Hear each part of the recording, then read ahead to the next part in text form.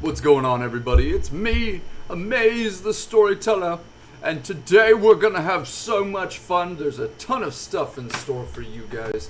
First, we're gonna be talking about fitness stories, then we're gonna go into One Piece, and so much more. So much exciting shit on the agenda for this live stream. I was gonna play Metal Gear Solid 3. I do want to finish that, but as you can probably tell, I'm really beat up and I'm not feeling well. I had a little bit of sparring going on yesterday, and I got the shit beat out of me. So I'm struggling, guys. Let me get to the live chat on YouTube. For some reason, OBS decides not to allow me to have my live chat up at the same time. It did it for me once, and then something horrible happened. That was definitely user error, and I could never get my chat back. So I don't know how this shit works. I don't know how anything works, but guys, let me just say, the YouTube sphere is fucking crazy right now, right? The Olympics, politics, man, the world is in fucking shambles. I don't know what's going on. You know, there used to be like a societal norm, and now there's just chaos. Like, nobody can agree on anything. Everyone has a difference of opinion. Nobody is like a one-issue voter. Nobody's a one-issue topic. It's so complex that you can't have a correct opinion, because there's also like not just a duality, but like an octality. It's crazy. There's just too many ways to look at it. Let me take a look here. That's what I think about all that. This ain't no politics channel. Fuck that shit, you know? Fuck that shit. We don't talk about politics up in this bitch. What we do talk about, however, is fitness and One Piece. So if you guys didn't know, which I don't know why you would be watching this if you didn't know, I have been a personal trainer for 12 years. It's been a really long time. And, you know, that doesn't include the time I've had my certification. If you want to add up the time I've had my license and certification, you're probably more in the ballpark of around 6 to 8 years. I think I got my first certification back in 2016, maybe 2017. And then my second legitimate one was in 2018. And that's when my career kind of took off, which was 6 years ago. Guys, it's been 6 years since 2018. That's absolutely fucking crazy. But anyway, let's get into it. So I wanted to talk to you guys about some horrific fitness stories that I have. These are funny, these are comedic, nothing horrible has happened.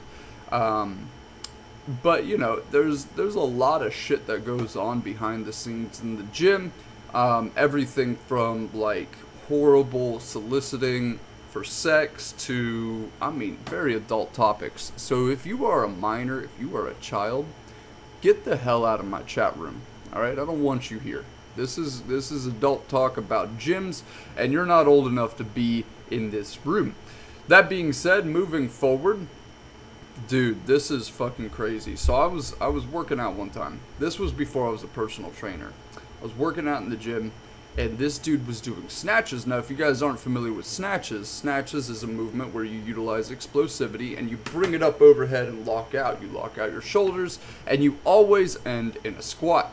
This dude was doing snatches with 235 pounds. The guy was a monster at the time, and I never respected snatches that much until I saw that. I was like, damn, that's a crazy lift he just did.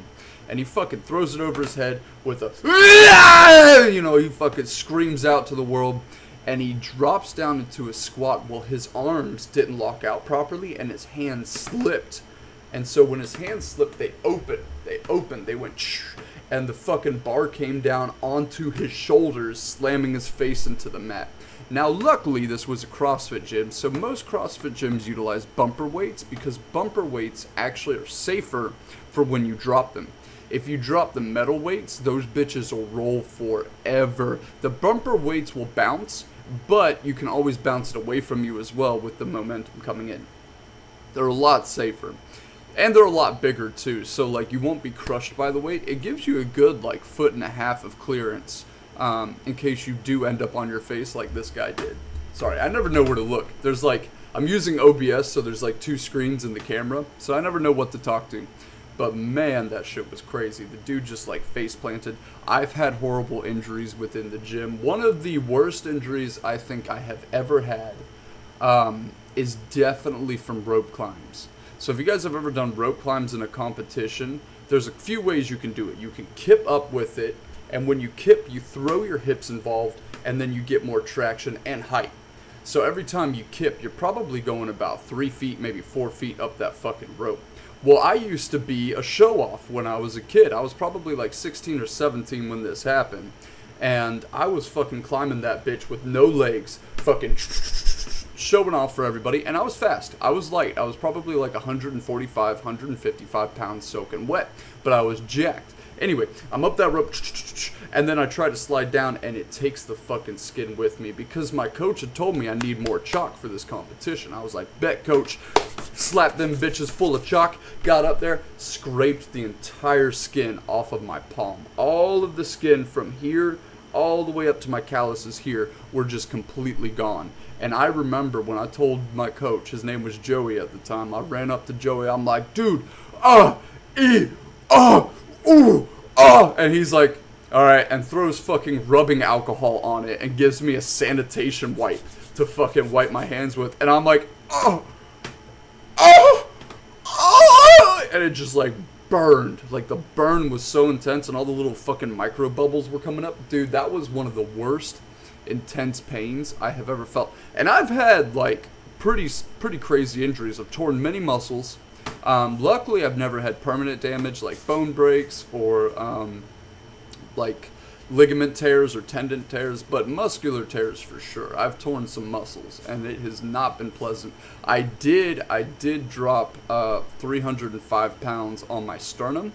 I was fucking around in the weight room at Anytime Fitness back with the boys because I was a coach there, and I decided I was going to go for 20 reps at 305.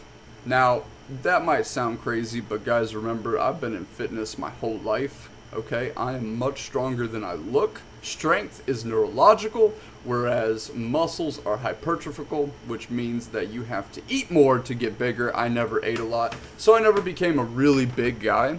I'm definitely not a small guy, just to give you guys a hint. Much bigger in person, but I'm definitely not a small guy. And so I was doing 305 for reps, and I was trying to get 20, and I was being a fucking show-off as usual, because everyone underestimates me. So I'm like, and I'm doing the bounce off my chest, right? Because you have to. You really have to. You're not going to get much more than like 5 to 8 reps at that much weight, unless you're just an absolute fucking freak. So I'm utilizing the bounce. I'm getting it up. I'm trying to get to 20 to impress the boys, and what can happen is there's a complex nerve bundle in your shoulder called the brachii plexus. And if you overcontract because you have a muscular imbalance between your tricep and your shoulder, it can pinch a nerve there, which will automatically let your wrist bend back. So I was going so fast that this bitch fucking pinched my nerve, snapped my wrist back, half of the weight comes tumbling down, and of course this one's like, and I panic and let go of the other side, and that bitch came, and I'm like, I'll fucking grab it. Luckily, the homies were there, and they came over, and they grabbed the weight and re-racked it. And they're like, oh, my God, are you okay? I'm like, I'm fine. It hurt so bad. I had a giant black and blue and red mark on my sternum for like 3 or 4 weeks. It didn't go away. I went to the doctor for it. Sorry, my hair's crazy. And the doctor was just like, what the hell did you do? And I'm like, bro, I don't know. It fucking hurts, man. Fix it. And he's like, all right, here's what we're going to do. We're going to get you on some pain medication. You'll be okay. I'm like, all right. So luckily nothing was broken. They did suggest I get an MRI, but I'm weird about medical stuff, so I just never went. Never scheduled the appointment. Bad stuff. Don't do what I do. Full disclosure, if you've got medical issues or you have an injury, go to the fucking hospital. Don't be a hero. I'm terrified of needles, so anytime something happens, like, not just terrified of needles, guys, it is my worst fear. I would rather eat a spider. I would pretty much rather cut my toe off, honestly thinking about it, than get a fucking needle in my arm. Like, hell no. Hell no. But don't be like me. Don't be like me. Be mature, get your shit straight, don't be a hero. But yeah, man, so like when I was fucking dicking around, I cracked my sternum. It hurt so bad for weeks, and I couldn't work out for weeks. I tried, and everyone was asking me, why aren't you working out? Because, you know, part of how I built up my clientele in those days, this was a few years ago, was by working out. I would work out and show off how adept I was and how, how good I was at performing correct form and moving weight at the same time, because part of what impresses people is moving a lot of weight fluidly. When you make it look seamless because you've done 1,000, 10,000, 50,000 reps of that movement, it really impresses people. And I had put in the work at that time. I could do things like ring muscle ups. I could do things like rope climbs, backflips. I was very athletic at that point in my career. So I was doing all this stuff to show off. I couldn't anymore. So it was a dry spell when I got injured, because part of being a personal trainer that nobody talks about is that you got to be physically fit, but not just physically fit. If you're in a competitive society, not competitive society, if you're in a competitive area of fitness, like you're in a big box gym competing with other trainers, you damn well best be one of the strongest trainers or one of the most technical trainers in that fucking facility, because you're not going to get paid. All those other guys who know their shit, who look great, who are on steroids, they're going to get paid. So anyway, yeah, cracked my sternum. That was another injury. I've had a lot of issues with my feet. So I started working in physical therapy in 2018, and I started noticing something was going on with my feet when I started doing more cardio, because I was getting into martial arts at that time, but I wasn't committed because I had social anxiety and I was terrified of going into the gym. Specifically into a fight gym. I was comfortable in a fitness gym or in a big box gym where I could kind of hide, lift weight, or be impressive when I wanted to be. But going into a fucking martial arts gym scared the shit out of me, because I was a fish out of water in that scenario. And I was young, right? When you're young, you don't want to try new things because you're afraid you won't be good at them and you're afraid of failure. Instead, what I should have known is that failure is the key to success in life, because the more times you fail, unless you're an absolute moron, you're going to learn from those failures, you're going to gain experience, and you're going to be able to apply those experiences in other methods that are unrelated. Like, for instance, doing martial arts currently and the past couple of years, I have become way more calm in my manner of thinking, which has made it easier for me to go out into public society and conversate with people, whereas I normally wouldn't have done that a couple years ago. Okay, so you can apply these skills outside of what is specifically made for. So anyway, not important. Getting off a side tangent. So some of the other injuries I've had revolving around my feet. I used to work in physical therapy, and the physical therapist would take a look at my feet and they said, "Wow, your feet are fucked up. Something's wrong with your feet." And I'd be like, "Okay, what's wrong with my feet?" And they'd be like, "You have a lot of spider veins around your feet, which means trauma. A lot of trauma." And I'm like, "Okay, that makes sense. I'm always on my feet, always doing shit, always jumping around, doing stupid stuff." So I was like, "Okay, well, how do I fix it?" And they're like, "You can't." I'm like, "What do you mean you can't?" And they're like, "You're flat-footed. You can't do anything about it." I'm like, "Fuck." So you have to get special insoles to fix it. So I've had muscular tears around my calves because I have flat feet, and those tears are horrible. You think shin splints are bad? Imagine your muscle separating from your tibia. If you don't know what your tibia is, it's the inside of your fucking muscle. It's the bone, but it's the inside bone, and your calf kind of inserts alongside it, and it separates right there in the middle. It fucking hurts, man. It fucking hurts. I don't recommend it. Don't recommend having flat feet. Not that you can control that, but I just don't recommend it.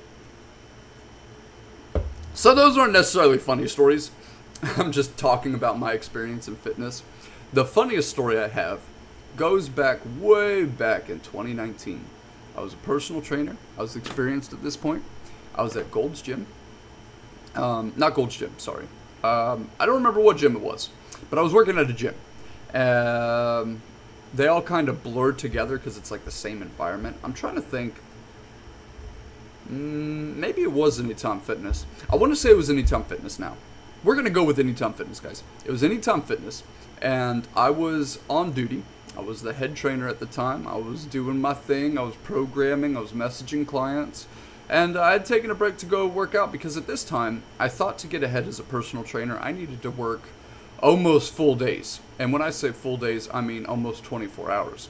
I would literally drive home, either to my parents' house or to my house way on the opposite side of town, sleep for 4 or 5 hours, fucking go back to work immediately. Like, there was no break. I would eat, sleep, train at my work.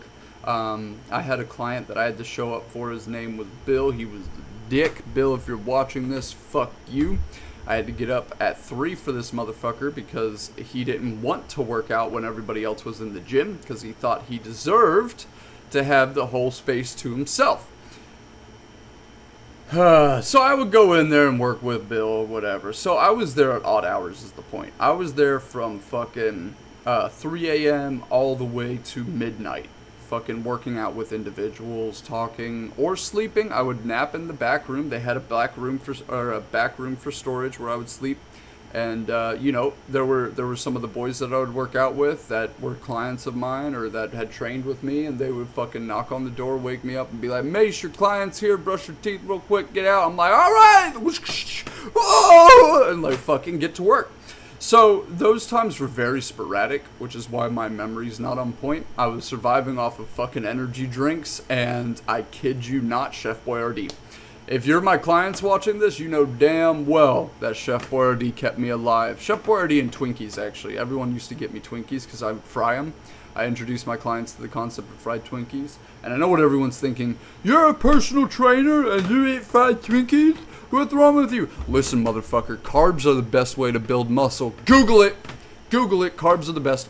But it's the fat that'll get you, in my opinion. But, you know, everything within moderation. But anyway, so I'm patrolling the gym, doing my thing. I take a break to go work out. There's other trainers there at this time. This is probably like 5 a.m. when the gym starts picking up a little bit. I say hello to my fellow trainers. I'm like, "What's up, Michaela? What's up, Chef? What's up, dude?" And those aren't their real names. And I fucking start walking around and, you know, making my way, saying hello to everybody, greeting everybody, making sure the environment's good and happy. And I start doing my thing. I start weightlifting. Now, in my weightlifting career, every time I start with weightlifting, because I have really narrow shoulders, is I always start with shoulder presses. I always start with shoulder presses, full range of motion, and then I'll go to Arnold presses just to warm up the shoulders, especially if I'm going to do upper body or even lower body, because if I do like back squats or front squats, my shoulders have always given me pain, and it's because I've got a muscular imbalance. I know that. I've got underdeveloped traps, overdeveloped triceps. It's not a good mix, so everything just kind of pulls. Anyway, so I start my workout, and there's this dude that always came in. His name was Big Louie. Okay, that's not his real name, but his name was Big Louie. He would always come in with an oxygen tank. The dude was massive. I'm talking probably, you know, he was like 5'6", 5'7", 270, you know, 300 pounds of solid muscle. And he would tell us, like in his professional IFBB Pro bodybuilding days, it fucked him up, but he still wanted to look his best, even if it killed him. That's what he would tell us. He still wanted to be on trend. He still wanted to be on Dianabol. He still wanted to be on Deca. He wanted to be on his full stack all the time. He didn't want to break from it, which really fucked him up. So he's on an oxygen tank, all messed up. And he would do these crazy ass squats in what's called a max rack. Now, I'm sure you guys are familiar with Smith machines. Smith machines move up and down. They glide. Cool. Max racks glide up and down, back and forward. They can go in 4 directions. And it for those of you guys that don't work out at all, a max rack or a Smith machine is a self-spotting bar. So that you could use bench press, back squats, bent over rows, whatever your Olympic lifts are, you can do these with the Max Rack or Smith machine, and you always have the capability to rack it because it glides on this suspension, okay? Now, a Max Rack goes in all 4 directions. Guys, this thing was fucking old. This thing was older than me, probably, and it had rust on it, and it was slow, but Big Louie loved this fucking thing, and he always put like 6 plates on each side. 6 fucking plates of 45s on each side, and would squat it, and then he would work up from there. So the amount of weight that was on this bar is undetermined. I didn't have time to count it, but it was probably about 700 to 600 pounds. 600 pounds at the low end, 700 pounds, and this dude would rep it out for 6 reps. The dude was a fucking hulking monster, okay? He was on all sorts of drugs, he was on an oxygen tank, the dude was crazy. So he started squatting. Well, the issue is, with the Max Rack, you know, you've got 2 points at which it can self-spot you. It can self-spot you from the front, so that you can rack it at any time, and it can self-spot you from the back, so you can rack it at any time. Well, he decided he was going to go all the way back. So when he squatted, though, he picked his chest up to correct his form, and the bar got wedged underneath one of the self-spotting hooks. So now he's got 700 pounds, he's all the way down in a full range of motion squat, stuck underneath this bar, and it's slowly crushing him. This bar was slowly killing him. And he's screaming. He's like, oh my god! Oh shit! Get on me!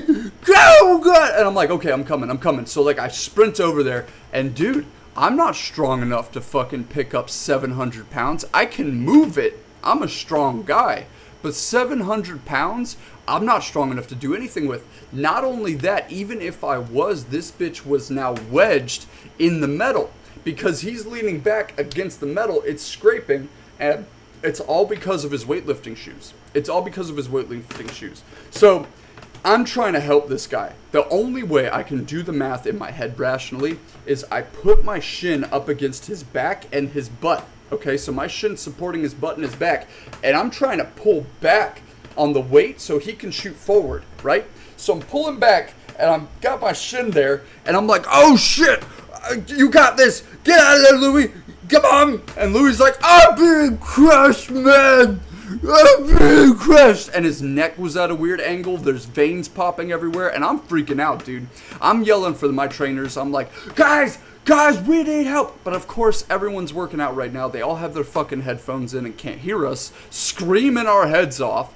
And finally, some asshole walks by, and he's like, oh, and he fucking sprints over and helps us. And at this point now there's like 2 people on each side. They're trying to pick up the weight. Guys, this is heavy and it's wedged against the back of the racking. This bitch isn't just going to come up from people lifting it, okay? We have to actually rip it off the metal that it's now cut into, rip it off, and fucking then move it around so it can move, and then rack it. So my shin is supporting Louis' back and his butt. And right then, this dude's nylon Nike short shorts fucking decide to bust, exposing his naked ass. And his ass swallowed my shin, giving me a nasty ass pepperoni kiss of stanky death. Fucking swallowed my shin. So I'm like, ugh! And he's like, ah! Finally, we rip the metal off of the fucking racking, off of the fucking hook, and we rack it up. And Louis goes to the bathroom dejected because he decided not to wear underwear. His full ass is hanging out. He's on the oxygen tank. He fucking stumbles back to the bathroom. And the dude, I don't know, I never saw him again. I never saw Louis again. So I have no idea what happened to him. But let me tell you, I washed my shin probably 3 or 4 times. And I could still remember the stank. If you guys aren't aware, maybe you're not fully indoctrinated in the fitness world yet, but you're interested, I'm just here to expose it. 90% of healthcare professionals in the fitness world, let me revise that, 90% of personal trainers in the fitness space are on something. 90% of individuals that you see that you're like, wow, that's a freaky physique, are on something, okay? They're probably taking SARMs, they're probably taking Tren. It doesn't matter. These things are really easy to get a hold of. I'm not going to tell you how because I know damn well somebody like Taco or Lord Newblit's going to show up in the chat and ask about steroids. I'm not going to do that. Instead, what I'm going to tell you is when you do take steroids, there are horrible side effects. 1, you can get acne. The horrible acne. Fucking welts, like you're popping BBs out of your shoulders, okay? 2, you could get fucking hair loss. You could lose your hair and go bald. Number 3, you smell awful. You become like an ape. Your pheromones, your odor glands are on fucking overdrive. Okay, there's not enough deodorant in the world to suppress your musk.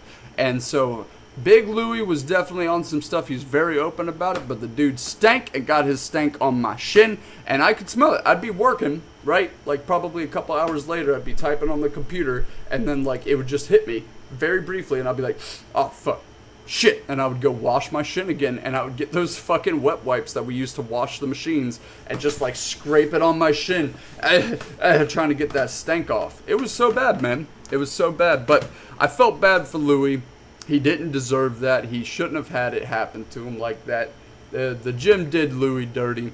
You know, our manager at the time, again, I don't remember what gym it was, so it doesn't matter, but he was kind of an asshole. He saved the tape, and we watched it and laughed about it later. I was kind of an asshole, too, for laughing about it. But now in hindsight, it's funny, okay? I do know that Big Louie is okay. He still weightlifts. I follow him on Instagram, so all is well there. You know, everything's good. So I would say that's one of my funnier fitness stories. I got a lot of them coming. I see that there's somebody watching the chat, or maybe a couple of y'all. If you guys want to chime in on the chat, I have it open to my right. You're more than welcome to ask me anything. I'll answer any questions, or just, change the topic. This is more free form, more free speech type of stuff, whatever. We're just talking. We're just having fun. But man, dude. And then, later in my career, I found martial arts. And that's where I would say more of the funnier shit happened to me personally. So one of the few things that happened is I was a bigger guy. By this point, I was probably like 210, maybe 220 pounds. And I was feeling good. I was feeling buff. I was feeling big. I was feeling cut. I was cut and lean. I wasn't taking anything in particular to make me that way, but I was on a very strict regimen. I was working out twice a day. I had more time at this point to work out. And I was really dedicated. My training regimen at this time was what I call the 100, and I still do this sometimes. My goal is to do 100 repetitions at the heaviest weight I can possibly do it at 5 lifts. These 5 lifts are a push press, a clean, bench press, squat, and deadlift. So those are my 5 pinnacle movements that I would do the 100 in. And I would do that 3 times a week. And then on my Tuesday and Thursday days, those were accessory work. So I would do leg extension, tricep extension, bicep curls, rear delt rows, really accentuate the smaller muscles. And this is how I maintained. This is how I maintained myself. It was a really good program structure. I was able to get a lot done with it. But the issue is with it is that you're really prone to injury because of the high volume of repetition. Not only that, the weight being as heavy as it was, this wasn't lightweight. It wasn't heavyweight either, to be honest with you, but I would do 100 reps at 185 on bench press, to give you an idea. So I was torn up.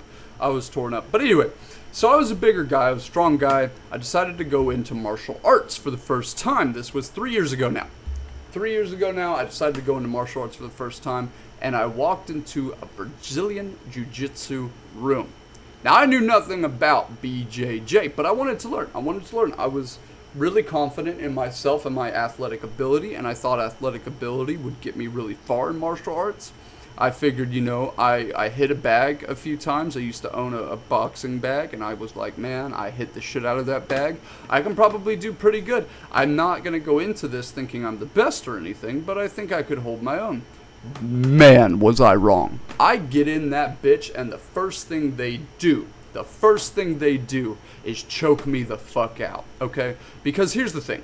From their point of view, I am a monster athlete. They see me in the gym all the time. They know I'm a coach. They think I have something to prove. And if I get a hold of a white belt who knows nothing, who's on the same level as me, they're afraid I'm going to rip the shit out of the white belt. They don't know my mentality. They don't know my temperament. They don't know I'm a super nice guy. They have no of that information. So they think I'm just there to absolute bully the shit out of people. So immediately, the black belt goes really hard. And usually, 9 times out of 10, if you're a martial artist, you can attest to this. Usually, when somebody goes hard on you and you're new to the sport, you usually take the humble approach and back off. You normally don't give pushback, right? And a lot of times, these dudes will test you in a martial arts gym. They'll say, okay, let's see if this guy's got guts. Let's see if he's a dog. Let's see if he's a warrior. Let's see if he needs to be trained into a warrior. Let's see his temperament. Let's see if we can make him cry. You have like ranges, okay? And in this case, they wanted to see if I was a dog. They wanted to see if they could have a dog fight with me. And I did not let them bully me around. In fact, I got really angry. I was the guy that, quote unquote, sees red. And so I started trying to toss this black belt around, who's significantly smaller than me at this point. This dude's probably 150, 160 pounds, very, very short, small guy, but very knowledgeable. I mean, one of the most knowledgeable individuals I had ever met in the MMA sphere. And he was a black belt. And immediately, the first thing he does is attempt to take me down. Now, again, I'm a bigger guy, way bigger than he is, and I just throw him off of me, right? But his strategy was, how many times are you going to be able to throw me off of you? And that was the correct strategy because of my training style. I had never trained to have the endurance to keep throwing this motherfucker off of me, to keep pushing him off me, to keep him backing off, right? So I tired out. I probably threw him off me like 3 or 4 times before I really was like panicking from how gassed I was. And then he was able to take me down. Then he got a single leg takedown, took me to the ground, and then from here, it was an all-out skirmish. I was not letting this dude do whatever he wanted to me. In my mind, I was like, this dude is gonna have to fucking kill me. I'm not gonna let him take my back. I ain't no bitch. Mama ain't raising no. I was thinking all these thoughts, and they're going rapid fire. And during that time frame when I was thinking those thoughts, he got a fucking hook in. He got a hook in, and I didn't know what that was at the time. He fucking hooked in, and then he got side control, and then he got into an anaconda choke and absolutely choked me the fuck out. And from my understanding, I'm still not a jiu-jitsu guy. Let me preface that. I don't know what these chokes are. This is just what I'm told. But I think an anaconda choke, if I'm not mistaken, is actually a pretty hard one to perform. So either I was so tired I couldn't fight it, or he was just that good. Either way, the dude was incredible and took me down and choked me the fuck out. And then I passed out. And just very briefly, they brought me back. Everything was good. And they were like, you know, you should have tapped. You should have tapped. And I was like, in my exacerbation, I was like, yes, sir, I should have tapped. But I ain't no bitch. And then from that point on, they really, really liked my company. And that's how I ended up going to places and meeting people that were in the more martial arts realm, the more professional side. I met really incredible individuals who are in the fight game, very famous individuals, and it was super cool. It was super humbling as an experience, but that's kind of what led me down the martial arts path. I was a big guy. I wanted to see what humility tasted like, and boy did I taste it. So if you're ever interested in martial arts, just fucking do it. Just fucking do it, right? You gotta get out of your comfort zone. If your comfort zone is going on the fucking machines at fucking Planet Fitness, lifting 10 sets of 8 or whatever you're doing, you know, most people are going 3 sets of 8, but still you're trying to get muscular, we're trying to work out more. Dude, fucking get out of your comfort zone and do something meaningful. Meaningful doesn't mean you become a badass because you do martial arts. Meaningful means that you're able to socialize and build a community around yourself, because that truly cures depression. When you know that you have a community of people that have your back, that's when you know that your depression is cured, okay? Because if you don't know that, you feel extremely isolated from the world, and it can be damning. It can be really, really painful to be out in the world feeling so alone and feeling like nobody has your back. So build that community, go work out with friends, go to a MMA gym, BJJ gym, whatever. Go to these gyms, do your thing. Now, back to me. After that experience, I was extremely distraught, okay? Because in my mind, I had become demasculated. I felt like I was so much less of a man. I got taken down so easily. I got choked out so easily. What I didn't know at this point in time, that I wish I could have gone back and told myself, because it would have saved myself so much heartache, is that the truth when it comes to fighting is the one that has the most experience is probably going to win, no matter what the individual has up their pocket or up their sleeve. Up their pocket, that's pretty funny.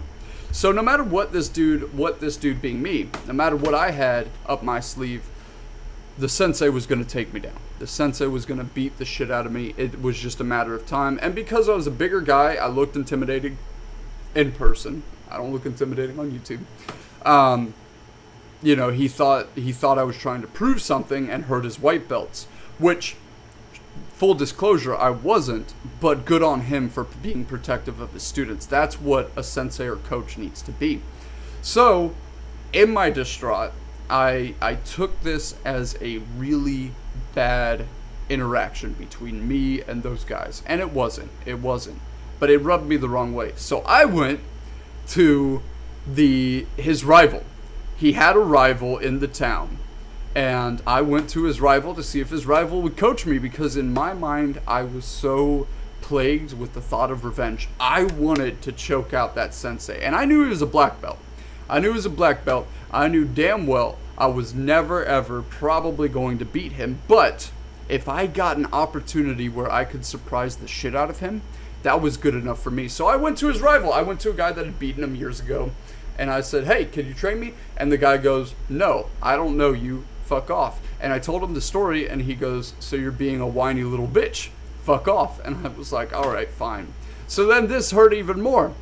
And then I realized I had to do it for me. And then I started doing it for me. I got better. I got recognized. The individual that had turned me down, like I just mentioned, brought me on, and I became one of his students. And then he eventually took me to his coach, and I trained under his coach and got even better. And then I had to move.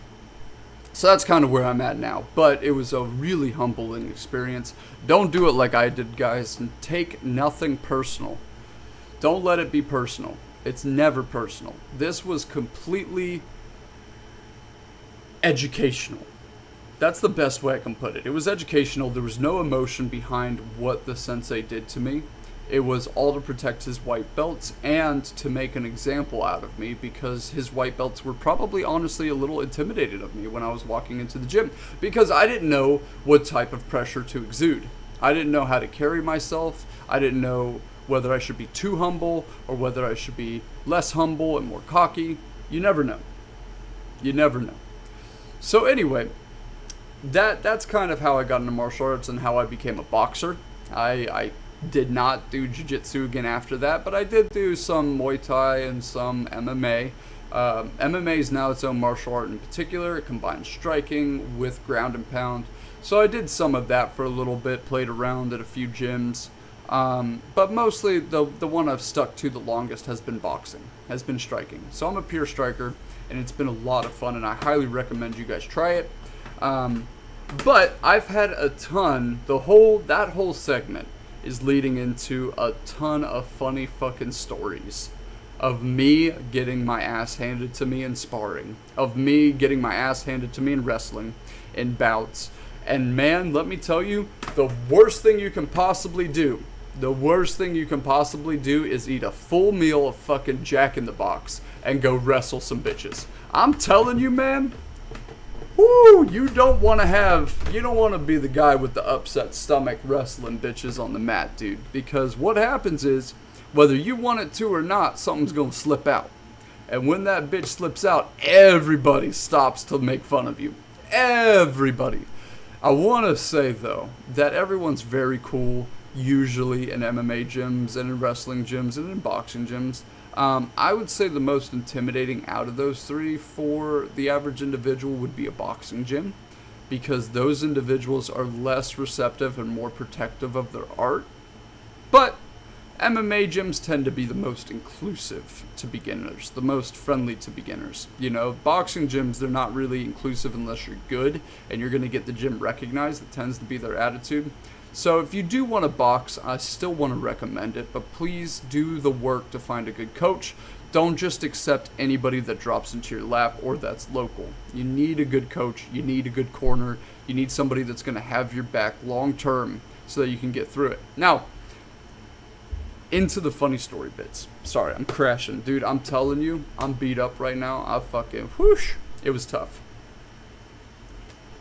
If you guys ever want to know why I drink sideways, it's because my right tooth is broken. And no, it's not a martial arts accident, but it was because I was kicked in the face. So, that being said, one of the funniest things I think that has happened to me in hindsight, it wasn't funny then. In fact, it really messed me up mentally for a couple of days. Because again, I got my ass handed, and that's just part of it. You have to understand and leave your ego at the door that you're going to get beat up a lot more than you're not. You're going to lose exchanges. Whether it's striking, jiu-jitsu, whatever, you're going to lose control. You're going to lose exchanges. It's just part of it. It's part of growth. All right, and this is the part that not many people talk about because it makes them look like wimps. It makes them look like they're less capable fighters. I'm telling you right now, I'm a very capable fighter. But not because of my striking ability, but because I can endure anything anybody throws at me, and I truly believe that. That's not a good mindset to have. Don't have my mindset. In fact, I wish this wasn't live. I would have cut that out. That's not good to have. You don't want to be a damage taker, but I am, and I learned that from a really good mentor and a really good friend of mine, who might not see me as a protege of his, but I definitely am, and I want to make him proud. He's a damage taker as well, and him and I would train daily. We would fucking grind it out. And, you know, I wasn't really doing much to benefit him other than being a moving target. But him and I worked together. He was a pro, and he taught me a lot. He taught me a lot about how to take damage, how to mask it if you are hurt, and how to just keep on going. And this dude hit me in the face a lot. But, you know, you've really got to have a good attitude with these things. Anyway, one of the funniest things I think that has ever happened is I lost focus because I was worried about my hair. And I know that sounds ridiculous, but I'm sure there's somebody that's going to end up watching this who has fought or boxed or maybe done jiu-jitsu before, but it kept poking my fucking eyes. Like right now, it's really close. It's long enough to where it's really close. And you're like, why don't you just cut it short? Well, at the time I was doing that, I was so busy with training, with work, with school, I couldn't fucking stop to get a haircut. I really couldn't. I didn't have the time. I was working probably 60 hours. I was going to school for 2 hours a week, and I was training 4 times a week, maybe 5 times even, right? And then when I wasn't doing anything, I was sleeping.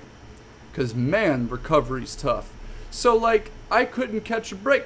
So I lost focus because my hair kept jamming my fucking eyeball and my head kept snapping back. Every time I got hit, bah, bah, bah, my head would snap back.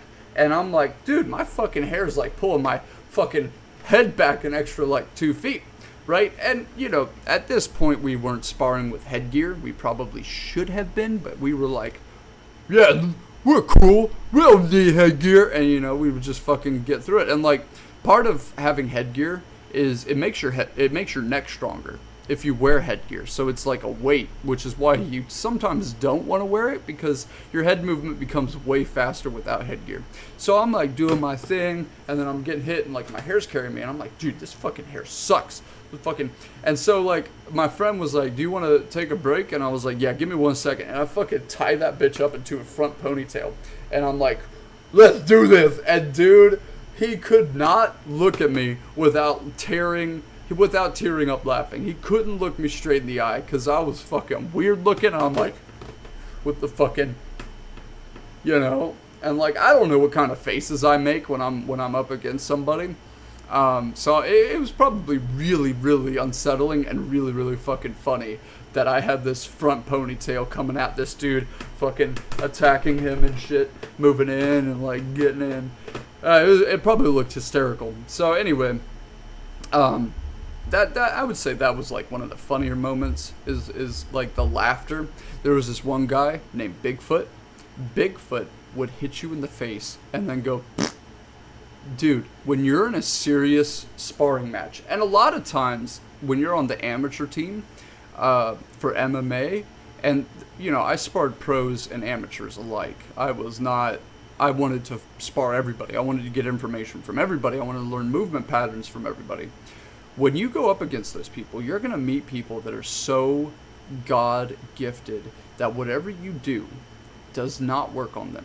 Whatever feints you throw, whatever fucking countermeasures you have, it doesn't matter if you use a cross guard, a Philly shell, maybe high guard, like nothing works on this dude. He'll get through your defenses, he'll find the holes, he'll find the openings and wreck your shit. Those people exist and they're wild. This dude named Bigfoot was one of those people. And I was training with, at this time, I wasn't sure if I wanted to do boxing or MMA. So I was training in MMA, but let it be known, I am not a good kicker. I'm not a good kicker. I cannot kick worth shit. Never have. Never have. My hips do not flex in the way necessary outside of maybe a front kick to actually go the distance and be effective. So this dude absolutely took advantage of that, and he would close the distance because he knew I was a boxer. So in hand exchanges, I would win. So the only way he could get ahead is by kicking my shins. And I would check it. I would try to check it, but it still fucking hurts, right? And every time he would fucking throw a calf kick, every time he'd throw a calf kick, he'd go, and then he would look at me, he'd go, and then I'd be like, you motherfucker. Like, it was funny. You couldn't be mad at him because of how fucking funny it was and how brilliant this dude was at making me laugh. So yeah, man, there was a lot of good times. I highly recommend, if you haven't already, get into an MMA gym, get into a boxing gym, and just be humble, be polite, and start training. There's nothing wrong with being a beginner. There's something wrong with not starting something that you really want to do and wasting your life. You gotta just tell yourself, yeah, it's gonna be uncomfortable, it's gonna be embarrassing, but you know what? I'm gonna put myself out there. What's the worst that's gonna happen? You get laughed at? So what? Everyone gets laughed at. I get laughed at. There's people trolling me right now on the goddamn internet talking about fucking bullshit. Let's see what the last comment was. The last comment was, you're a liar, because I said Brooks Devil Fruit is a fucking mythical zone. Let me tell y'all something. Alright? When I put out those takes, those aren't hot takes, those are One Piece theories! I can't believe I have to explain this. I can't believe I have to bitch slap y'all into understanding this. Maybe not you guys. I love you guys. If you're subscribed to my channel, I love you. But I can't believe I have to explain this in general. When I'm talking about a One Piece Tahiri, I'm talking about a Tahiri. It's not me stating it as a fucking fact, you morons. There's so many idiots on the fucking internet, it drives me insane. And they've got to be kids. They've got to be kids, so I try not to flip out on them about this shit. But, like, you're taking time out of your fucking day to comment, I'm a liar, on a One Piece theory? What? It's crazy. It's crazy. I really appreciate the comment. Like, you took time out of your day to fucking leave a comment on a nobody's video? That's fucking cool. That's awesome. But no, man. Let me tell you. Brooks Devil Fruit doesn't make sense. When he's first introduced, it's the Revive Vibe fruit. And, like, then he just has all of these soul powers. And you can chop it up to be an awakening. But pre-time skip, he never had those. He never had any sort of kind of like, sorry, the neighbors are blasting music, so it's going to be a little bit loud. But like, he never had any fucking prerequisite power other than he was made of bones. So to me, it's almost like it's not an awakening, but in fact, it was a zone all along, and he's just chronically in his hybrid form. Because if you're the Soul King, if your mythical zone fruit is the Soul King, and you need a medium, and your medium is the body, and this devil fruit acts as like the three planes, right? You have like the heaven, or the, what's it called? The place in between. You have the purgatory form. You have your hybrid form, and then you have your Soul King form, right? Those would be the three forms. The purgatory form is when we see Brook in his ghost state, his tiny ghost state. The Soul King form is when we see him get that giant green fucking monster look, where he's like, and he's playing his guitar, and it's because the Soul King transfers energy from the soul, and he's a user, he's a mythical zone for user, and like, that's all I said, and this dude was like, you're a fucking liar. I'm like, for coming up with a One Piece theory? Anyway, I thought it was a good theory, especially since we found out Luffy's a mythical zone fruit user, and to be fair, the way I proposed this theory was a meme I found, and I was like, oh, this is a funny face that this dude is making.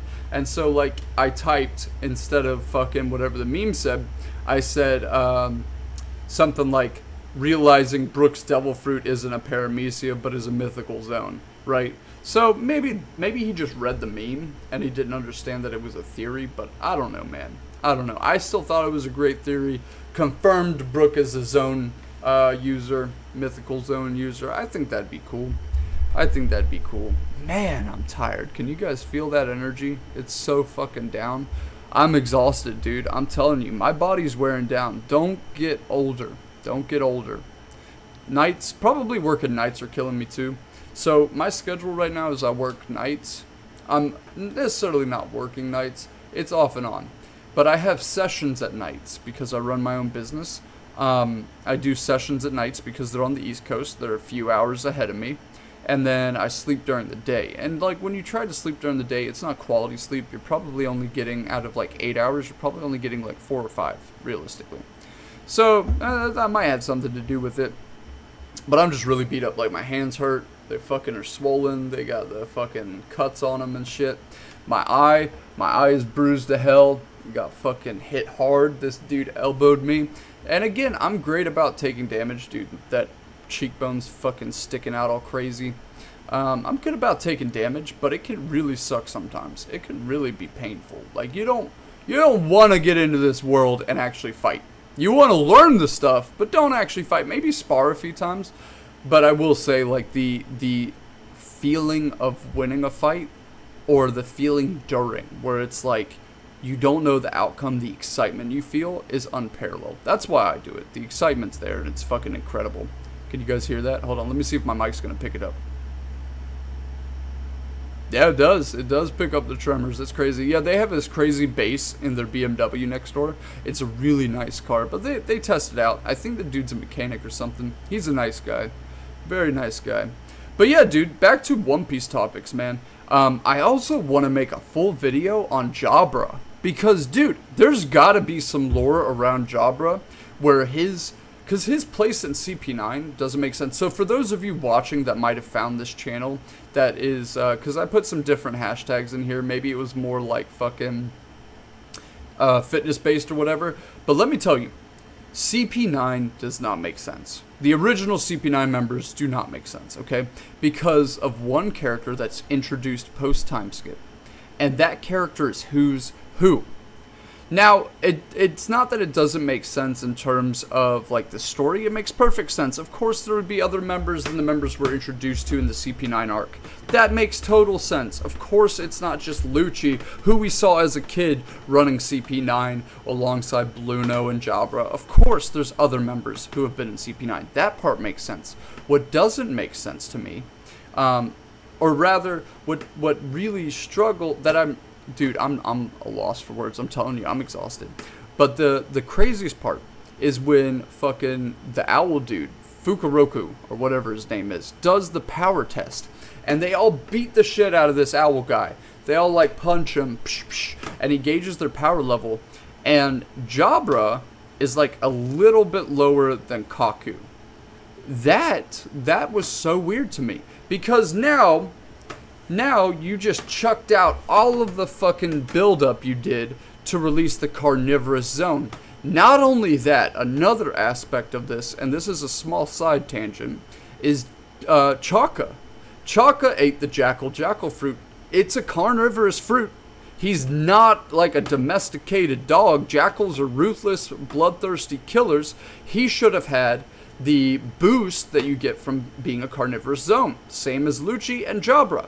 But somehow, Kaku is higher ranked than Jabra. And, like, I don't know, man. Maybe it's just me liking wolves and me finding a lot of cool, like, wolf facts interesting. I just don't think, like, it doesn't make sense to me that Kaku is fucking a main antagonist right now in Egghead. What the fuck? I hate that giraffe guy. I get he's a meme, but I fucking hate him. He's useless. He's a tool bag. He reminds me... Dude, you know who should play him? Mark Zuckerberg. Mark Zuckerberg should play Kaku in the live action. Make it canon now. Because, dude, Kaku's fucking lame. I want Jabra back. And I know we got to see Jabra in CP0 and that's all cool or whatever, but dude, Jabra was powerful. Jabra was powerful. And what I want to know is amongst the rankings of the original CP9 members, where does Who's Who fit in? Is Who's Who below Lucci? Is he above Lucci? Now, I had this conversation with an individual in the Who's Who versus Lucci video, where I had to give it to Lucci. I think Lucci could beat Who's Who. I think it would be a close fight. It wouldn't be easy fight. Who's Who has a hell of a lot more tools than Lucci displays. But I do think Lucci would ultimately end up winning that. The thing is though, where does Who's Who stack up in the original CP9 order? Because he had to have served in the timeline with some current members. Now, Lucci would have been 16 or 17 years old when Who's Who was serving. So this would have been right after Lucci became famous for the world government incident where he assassinated all of those royal guards who were held hostage by the pirates, killing the pirates too. He killed that entire island by himself. The cannons, he didn't have Haki yet, he had Iron Body, and the cannons scarred his back, but he was still able to survive. And he became famous. He became famous amongst world government officials. And so, Who's Who was still a CP9 agent, and probably the best one at that time, because why would you have, like, out of our original CP9 members, why the fuck would you have a character like Bluno guarding the Gum Gum Fruit if it's so fucking valuable? You wouldn't. You really wouldn't. You'd have a character like Who's Who, or like Lucci, or maybe at the lowest end, Jabra or Kaku guarding a Devil Fruit like that, right? You wouldn't just fucking have a guy like Bluno. So Who's Who must have been like a pseudo de facto leader of CP9 at that point in time, right? It just makes sense to me. Because again, why would you have like a fodder CP9 agent guard the most important Devil Fruit of all time? That doesn't make sense. You want somebody incredibly strong, which leads me to believe that when Lucci was a kid, Who's Who was kind of like that era's Lucci, right? Because Who's Who's really fucking powerful. He's really fucking strong. And I use him in One Piece Bounty Rush, which is kind of why he's on, you know, the dome, so to speak. He's a really powerful character and utilizes a hell of a lot more techniques than Lucci does or ever has. He can, you know, protrude his fucking teeth and launch them at somebody. He can finger pistol the shit out of you. You know, he's got this crazy Rokushiki technique along with the saber-tooth fruit. The dude's fucking crazy in comparison to Lucci. And that being said, it's just weird. It's just weird. So are there other CP9 agents that we don't know about that'll be introduced later into the story? I don't know. But one thing I know for damn sure is that Jabra better make a goddamn return, because he's my favorite CP9 agent, and it really sucks that Kaku is there, and Stussy, who, I don't like Stussy. Why does Stussy need to even exist? Why can't you fucking put Jabra and fucking Kumadori and fucking Khalifa in there instead of Stussy? You had your Stussy. Your Stussy was fucking Khalifa. Bring Khalifa back. I like old characters, bring them back. I don't want new fucking characters that don't make any sense, that have no plot development or character development within the series. Give me Khalifa. I'd be happy with that. But what's interesting, and the reason I'm bringing this up, is because, you know, Lucci and Who's Who's age are far apart. Jabra's and Who's Who age are not that far apart. They're actually pretty close. They're actually pretty close, which leads me to believe that Jabra and Who's Who served together as CP9 agents. Now, it's confirmed that they all served at the same time as CP9 agents, but there is a hierarchy of agents within CP9. You know, it's not all, or at least in Cypherpol in general, right? It's not all like Rokushiki users, and we actually find out a good bit of that information from Nero. You guys remember Nero? Nero the Sea Weasel? He gets his ass beat by Frankie. Excuse me. He gets his ass beat by Frankie, and then afterwards, Lucci proceeds to fucking kill him. Alright? So, the dude sucked, but he revealed a lot of information about the inner workings of CP9 being a CP9 apprentice. So there's a grace period where you have to prove yourself to be a viable member of CP9 before you actually get promoted to being a fully fledged member. So anyway, dude, man, talking about CP9 is so cool. By the way, I love you guys. You guys are fucking awesome. I like talking about One Piece. I like talking at the camera. I don't really have many friends, especially just moving. So if you guys have not, well, I don't know how you guys would know. This is like my third time moving in the span of a few years, so it's very tough. You get to a new city, you got to make new friends. It's very difficult, and it's very hard. So anyway, I love talking to you guys. It's really nice having people who listen, who interact. But back to the CP9 conversation, man. I think CP9 is a really cool concept, and it was so cool because it introduced the capability of zones. Because up until this point, every single zone that we saw within the series had been a great disappointment. We've seen strong Paramecias, we've seen strong Logias. There hadn't been a single strong fucking zone outside of Pell. Fucking Pell, who got fucking murked by a bomb in the series. There just wasn't.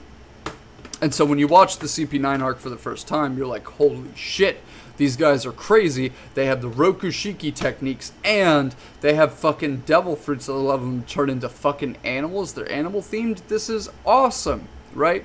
And it was fucking cool. But I would really like to see more backstory with Jabra, with Kumadori, with Khalifa, and see what's going on with those guys. Get an update on them. You know, we haven't seen them in a while. It kind of sucks. I would like to see them back into the story at some point. It would be really, really cool. So I hope that happens. I really do. I really do, because I like those guys. But now we have CP0. And this is kind of crazy. So what a lot of people don't know is that it has already been confirmed how CP0 started. It was a cover story. And essentially, Spandam was in the hospital, and his daddy, who had underground dealings and is a very powerful, possibly the most powerful we've seen in the series, world government official. This dude has an insane amount of power, okay? And he's got an insane amount of influence, and he just decides that there's going to be a new cipher poll that's going to be the best cipher poll ever, and it's under the condition that Spandam bring back his old team and they learn hockey, right? That's like the whole contingency. And so Spandine, not Spandam, his dad, Spandine, decides to create the organization CP0 and let Spandam kind of operate it at his free will, but ultimately Spandam is just an intelligence officer and is no longer the leader of CP0. The leader of CP0 is Spandine currently, not to be confused with Spandam, which is interesting. It's interesting. And, you know, I made a whole video, not a whole in-depth video, but I made a video about Spandine because he's really kind of one of those characters that adds a lot more depth within the One Piece world than you give him credit for. He's a really cool fucking character that you just wouldn't recognize, you know, as being a cool character. But I'll be right back. I gotta grab a phone charger. My phone's about to die. I really want to keep my phone on so I can read your guys' chats. So I'll be right back.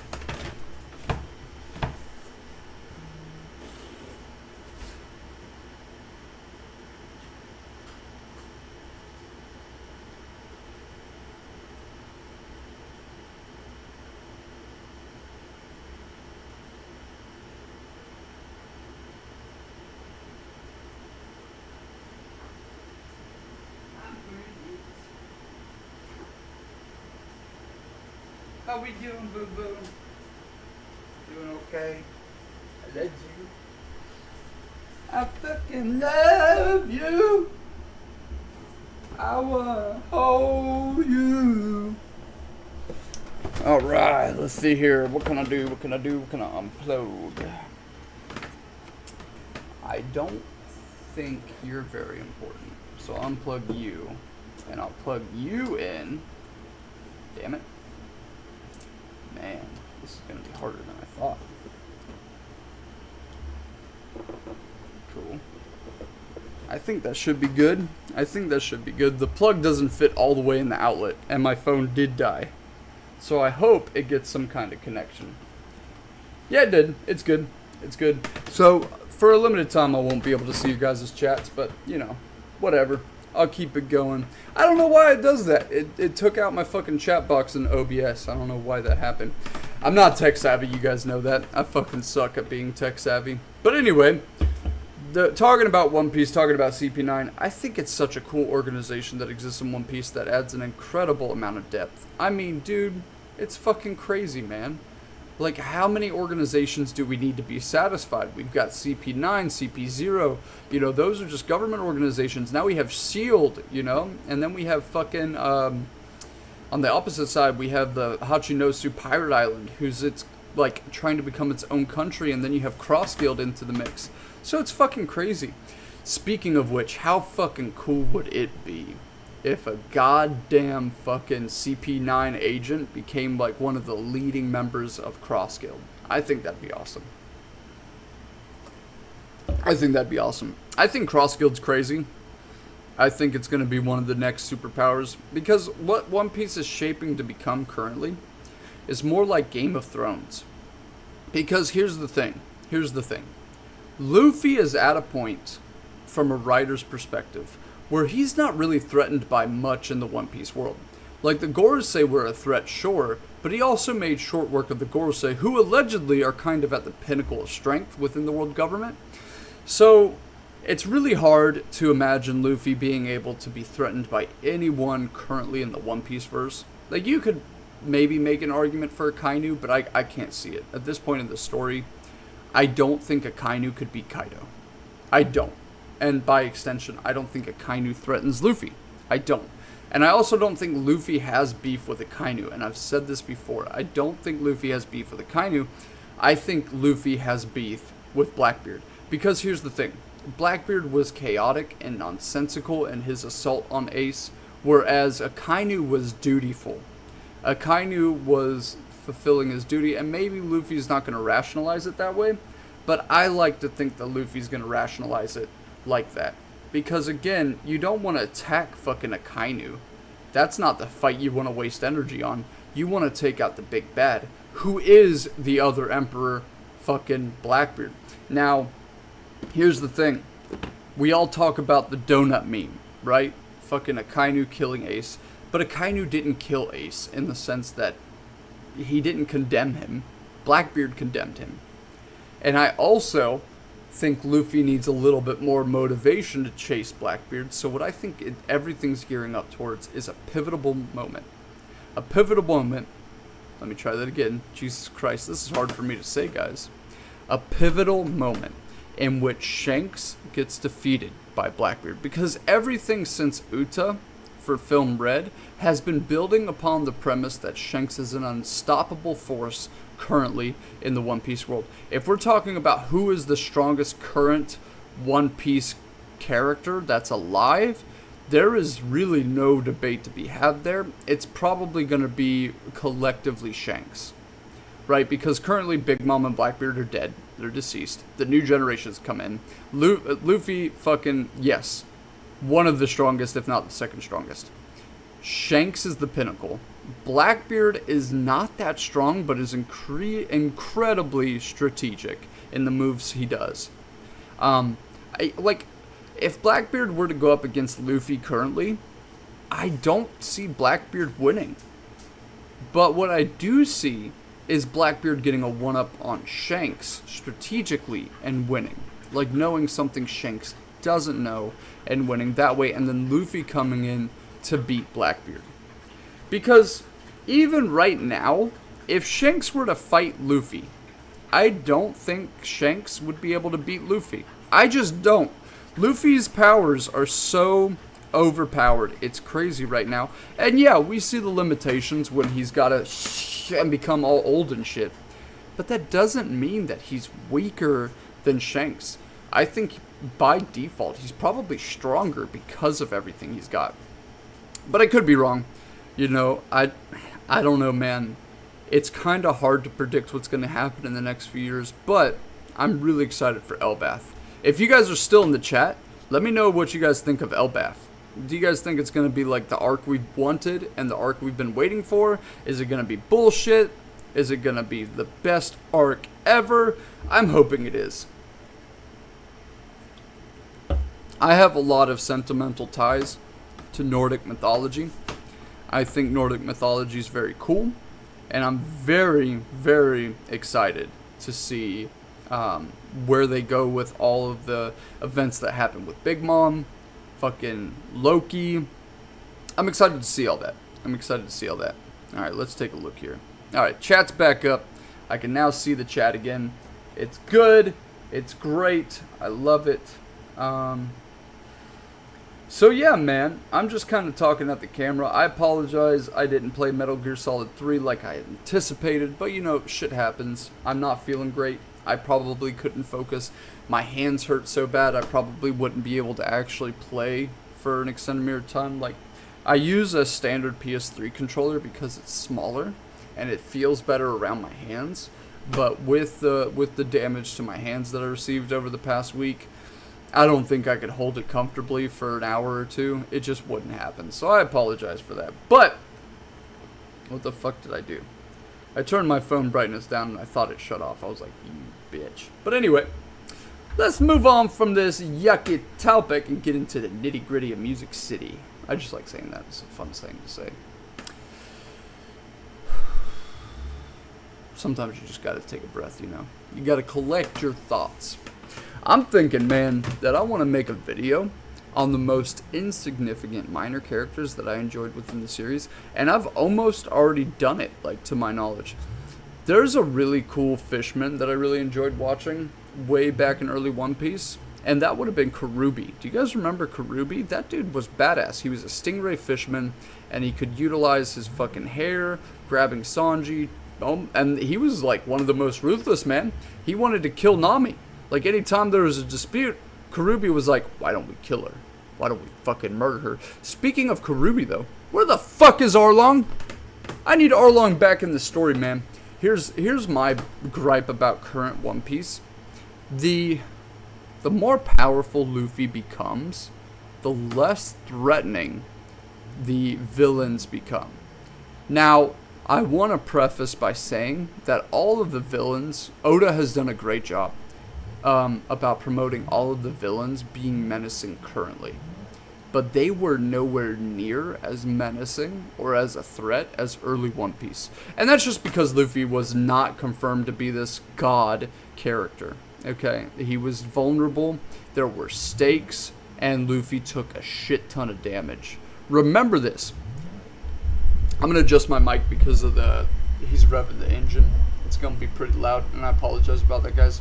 But dude, do you guys remember when Arlong fucking bit Luffy and left his teeth in him? And then you have that comedic scene where, like, Luffy rips the teeth out and puts them in. But dude, I was like, damn, Luffy is taking massive damage right now. And not only that, do you guys remember the fucking Don Krieg fight against Luffy? Don Krieg fucked Luffy up. It was pretty significant, you know? And luckily Luffy was able to get the gas mask from Gin, because otherwise Luffy would have been defeated right then and there. So a lot of these fights early One Piece chime up to luck. But it's really sad. It's really sad because those are some of the most iconic characters in all of One Piece because they were the first. And now they're kind of seen as fodder. They're seen as weak pirates. I really, really want Oda to write these characters in a way that makes sense, but also makes them stronger than they were 2 years ago. And another thing about all these characters is that they were all stronger before. You hear about Kuro. He was an up-and-coming rookie when he decided he no longer wanted the infamy and turned himself in, himself being the double and doing the whole thing with Captain Morgan, where he hypnotized Morgan into believing he had captured Kuro and into believing that this double was Kuro, and the whole thing transpiring there. Kuro was a really up-and-coming threat and could have been possibly more threatening, because here's the thing, guys. Here's the thing that I have beef with in the One Piece world, okay? Do you guys remember Duval? That fucking loser on Sabaody? Do you guys remember Duval? Yeah, they gave Duval a fucking 77 million berry bounty, okay? Now, I know they meant that to be Sanji, but Duval still had a bounty. I'm pretty sure that if I googled it, it was like 37 or 42 million berries. But a fuck-up upstart like that has a bigger bounty than fucking Kuro. Are you fucking kidding me? Kuro would wipe the floor with Duval in an instant. Duval is not a capable fighter. He's not a threatening dude. He's just large and has a fucking spear gun. Kuro would make fucking stew out of Duval easily. Easily. There's nothing Duval would be able to do, you know? And it's another scenario too where I've talked about this before, but like, I think Don Krieg could beat the shit out of Bellamy. Pre-time skip. And I know what you're thinking. Don Krieg was exacerbated by Luffy's Devil Fruit ability. No! He was surprised there was a Devil Fruit user in the East Blue, where they thought it was safe. That same goes for every fucker that we've seen in the East Blue saga. They all thought that fucking Devil Fruit users were on the Grand Line. They knew damn well these things existed. They just didn't think they'd be chilling out in the East Blue with them. That's why it was so fucking surprising. Okay? So when fucking, you know, Luffy shows up with the Gum Gum Fruit, Don Krieg's like, a Devil Fruit user. How intimidating, because this is the East Blue. That's really fucking weird. They're not usually here, right? So I think Don Krieg could easily handle Maybe not easily, but I do think he could handle fucking Bellamy. And if not Bellamy, because Bellamy is a little bit of the stretch, if not Bellamy, he could certainly handle Sarkis. What the fuck is Sarkis gonna do to fucking Don Krieg, dude? Sarkis is gonna take his big knives out and fucking like, eh! And Don Krieg is just gonna look because he's got that fucking Woot's armor that Wapol made, you know, that's impenetrable. And it's just gonna be like, uh-huh. And remember, Don Krieg wielded, I think it's stated somewhere, and it might have been 4Kids, but it's stuck in my mind forever, that he's got a 4-ton fucking spear. That dude has a massive goddamn spear that he uses that explodes on impact. What the fuck is Sarkis gonna do against that? He's not gonna be able to do anything. And then, even if you wanted to be generous, Sarkis would do his fucking big knife or big chop attack where he flies and spins throughout the air, chopping everything in his path. And Don Krieg would just pull out his spike fucking cloak, and then that's it. Bob's your uncle. Fucking Sarkis is impaled with 1,000 holes in him because he was a moron that just ran into the fucking cloak, you know? So, yeah. I think pre-time skip characters, especially in the East Blue Saga, can beat a lot of Grand Line characters. I'm actually going to make that video, so I hope you guys watch it. But listen, like Arlong was a suppressed character. We found out that he had this whole backstory with Fisher Tiger and being a sun pirate and being infamous and almost being captured by Kizaru but being let go. You know, we learn all that. And we learned that he's also paying the government to not know who he is and to release a fake bounty. That was the whole point of Nezumi being there, the little fucking rat marine guy. So Arlong could definitely handle fucking Bellamy and goddamn fucking Sarkis if he wanted to. Those guys would do nothing to Arlong, okay? Arlong would fucking kill them. A more appropriate fight would be Don Krieg versus fucking Arlong. I would love to see that fight. I don't know who would win. I don't know. I'm not fucking touching that, man, because listen, Arlong and Don Krieg are really powerful characters in their own right within the East Blue Saga, and I think they both have a place in my heart that I don't want to give up. I don't want to be like Don Krieg gets easily defeated by Arlong, because that's just not true, and I don't want to say Arlong gets defeated by Don Krieg, which is probably closer to the truth, to be honest with you, because Don Krieg's got the gas. And you know, Arlong being a fisherman could just go underwater, but fucking Don Krieg's not going to chase Arlong into the water. He's not fucking stupid. So he'll just wait until Arlong's got to come out of the water, or the fight just ends there and they go their separate ways because of how evenly matched they are, you know? And then, like, even if you wanted to say that Arlong is more physically capable than Don Krieg, that's just not true either. Fucking Arlong has that sawtooth fucking sword. Don Krieg has a spear that explodes. Both of them are really evenly matched. I think that'd be a better fight. But I do think both of them could kick the shit out of Bellamy. Like, if you're watching this now, comment in the chat. Do you think fucking the 4 Blue Saga characters could wipe the shit out of Bellamy? Because Bellamy's the marker of the transition of the era, right? Bellamy is the turning point of One Piece, right? Where Luffy goes from a small-time pirate to beating a warlord. That's what Bellamy represents. Because Bellamy is known as the super rookie who's, you know, creating chaos on the seas, and he's known worldwide to be this crazy dude. And Luffy ends him in one punch. Luffy did not end Arlong or Don Krieg or Kuro, for that matter, in one punch. Just saying. He didn't. And that's why I think those dudes are more threatening. Plus, like, every East Blue pirate that we see is built up to be, again, less infamous in their current state and more infamous with their history, with their backstory, right? Most of them are complacent in a weaker sea, so they're totally stronger and more capable than they come off as when they're introduced to us in the series. So I would love to see them come back in some way, shape, or form. We got Don Krieg and Geen, but we don't know what they're doing. We have no idea what the fuck they're doing. We got them back. We got them back. They're in Hachinosu. We see them in the background in a chapter. And in the description of this video, I'll put the chapter title and number. But we see them. We haven't seen Arlong. We haven't seen Kuro, but their time is coming now that we've seen Geen, Arlong, and Pearl on, Geen, Don Krieg, and Pearl on Hachinosu. Arlong's time is coming. Kuro's time is coming. And I made a whole video about Kuro being the CP0 assassin chasing Doflamingo and Impel down. I think that'd be a great way to reintroduce him. Now, if you're wondering why I would pick Kuro, one, because he's a familiar character, it'd be dramatic as hell. Two, Kuro has a lot of techniques that fit the bill for assassination and Cypher Pull in general. His cat out of the bag technique is basically Soru, but a way faster version than Soru, and a more unpredictable version of Soru. So if you learn to control it, he would master Soru easily. He has the blades on his fingers already. If he learned Finger Pistol, that'd be devastating. Instead of Tempest Kicks, he would do like Tempest Slices. You know, him learning Rokushiki would be a huge power buffs and extremely capable hands, being Kuro. And he would be able to murk top tier characters pretty easily. Remember, Doflamingo's in Seed Prism Cuffs. He does not have his goddamn Devil Fruit ability to rely on. So Kuro could just pop into the cell and dice him up, and it'd be over for a lovable fucking Flamingo, you know? So, I think Kuro potentially could be the assassin. That'd be a cool way to reintroduce him. Obviously, Cross-Guild would be a really cool way. Hachinosu Island has been reintroducing these characters.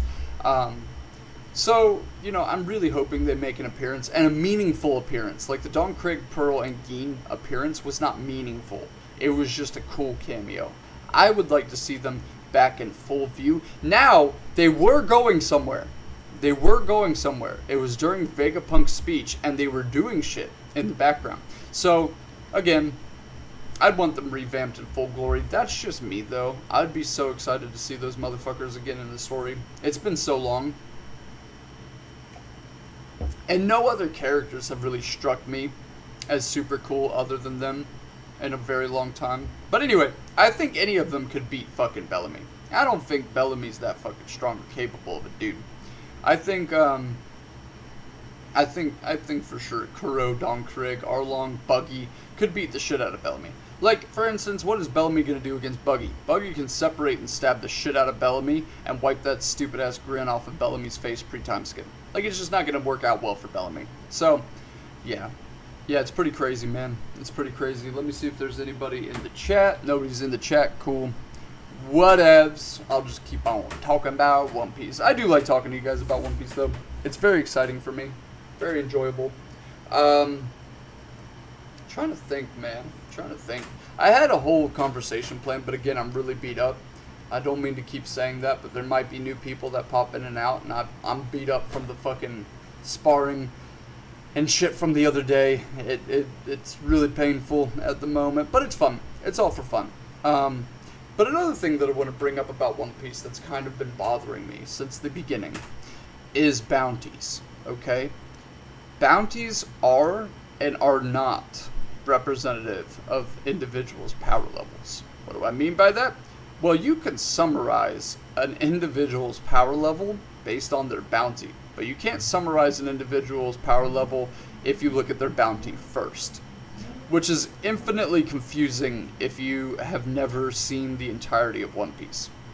It's really weird, but bounties don't reflect power level, they reflect notoriety, okay? And what really sucks is that you have characters who are really strong and overpowered that have really low bounties, so people overlook them. One of these individuals is obviously Nico Robin. Nico Robin having an incredibly low bounty. It's hyped up to be a very high bounty, and it is, to be fair, for an 8-year-old.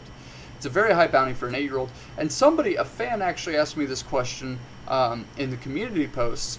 They were like, hey, how come Robin has a really low bounty all the way up until she's rediscovered by the Straw Hats? And I think the answer is actually really simple.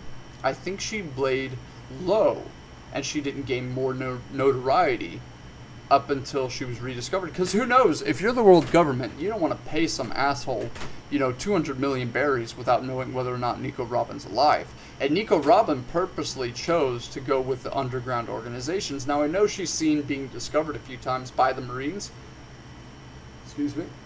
But those times, the Marines were never able to confirm that Nico Robin was actually on the premise. She was able to sneak away before the Marines actually confirmed her existence.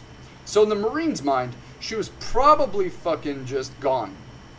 She was probably fucking dead or something. So that's why they didn't raise her bounty. She also purposely joined underground syndicates to escape the public's eye. So she would have thought to have been dead because the world of piracy is extremely brutal. The One Piece world in general is extremely brutal. Not only do you have like the One Piece cast, the pirates themselves, the world government, you also have sea kings, giant wildlife that are way too big to actually be in existence. You know, you have all these things that are actually in the way of survival in the One Piece world, and we have them in our world too, but they're to greater extent within the One Piece world. Like, there's this idea that if you were isekai'd into the One Piece world, it would be this grandiose adventure. It's not the case. You would be met with hostility as soon as you dropped in. Remember Usopp? Remember Usopp during the fucking time skip where he was dropped on that random ass island that kept moving and shit? That was trying to eat him. It was like a whole cannibalistic island. Yeah. That's probably the island you'd end up with if you're in the One Piece world. If you're anywhere outside of like the Four Blues, you're fucked. And honestly, most of the One Piece world is not made up of those four sectors. It's made up of the Grand Line. The Grand Line makes up at least 50%, maybe a little bit less of the One Piece world. So, by positioning and prediction, if you were isekai'd anywhere, by default, you're probably going to be isekai'd into the fucking Grand Line of all places just to get fucking eaten by a giant gorilla that's bigger than King Kong, right? That's the One Piece world in a nutshell. But it would be cool. It would be cool. I'm also planning on making a bounty video. I'm not sure how I'm going to do it, but I want to give you guys an opportunity to make your own bounty. And it be truthful, right? So you guys can see what it takes to actually have a One Piece bounty, because there's a lot of shit you gotta commit if you want to be a One Piece villain, or if you want a bounty in One Piece. You know, it's not just like Luffy, because for one, Luffy has done impossibly lucky things to get where he's at now, and he's also done impossibly hard tasks. For one, just a reminder, he died 4 times fighting a warlord before he got his 100 million berry bounty. You're not going to be isekai'd into the One Piece world and just get slapped 100 million berry bounty. You got to do something that really trips up the world government. Even having a 10 million berry bounty is extremely difficult. You have to kill a whole village of citizens to get a 10 million berry bounty. Now, I don't know if that's like completely true, but looking at Galley's bounty, Galley has a bounty of 5 million berries. I think he's up to 10 million berries when we see him again within the story when he's a non-canon appearance. But if you don't know who Galley is, I made a whole video about him. He's my profile picture. He was a significant character in Romance Dawn, which was the conception art of One Piece. It was the first draft of One Piece that was published. And it was completely ass backwards, very cool still. And Galley was like the main antagonist of that one-shot. And so Oda wanted to bring him back into the canon of One Piece, with One Piece being as big as it is, and introduced him in the Egghead Island arc and a few other arcs, making him actually canon. But what's interesting about Galley is that he had a 5 million berry bounty. And this is in the canon of the story, currently not in Romance Dawn. And he was shown to have killed multiple people in a town.